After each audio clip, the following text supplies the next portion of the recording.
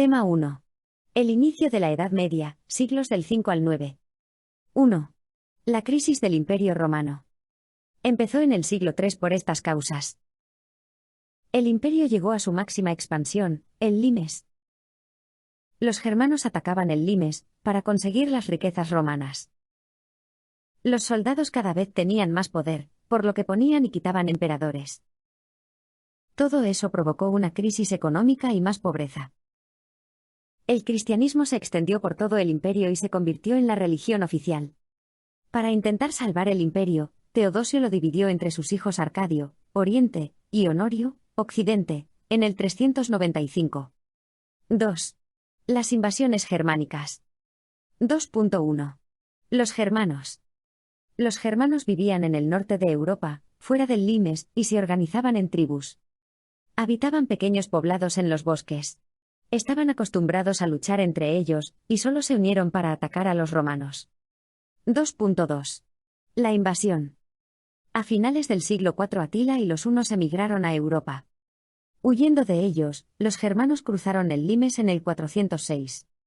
Una vez en el imperio, empezaron a conquistar territorios. Incluso llegaron a saquear Roma en el 410. A pesar de todo, romanos y germanos tuvieron que aliarse para derrotar a Atila en el 451. Sin embargo, esa alianza no duró y en el 476 el último emperador fue destronado por los germanos. La parte de Oriente se libró de la conquista. 3. Los reinos germánicos. Después de conquistar el Imperio Romano, los germanos formaron reinos como estos: Visigodo en España, Franco en Francia, Ostrogodo en Italia. Tenían estas características.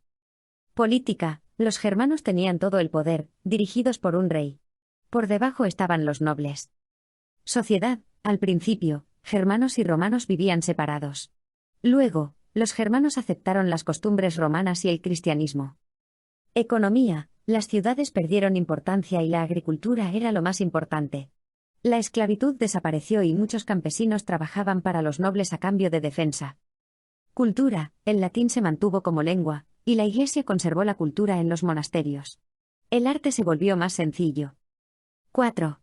El imperio de Carlomagno. 4.1. Carlomagno.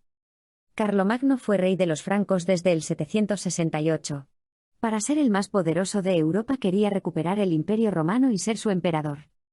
Así, empezó a conquistar territorios para conseguir sus objetivos.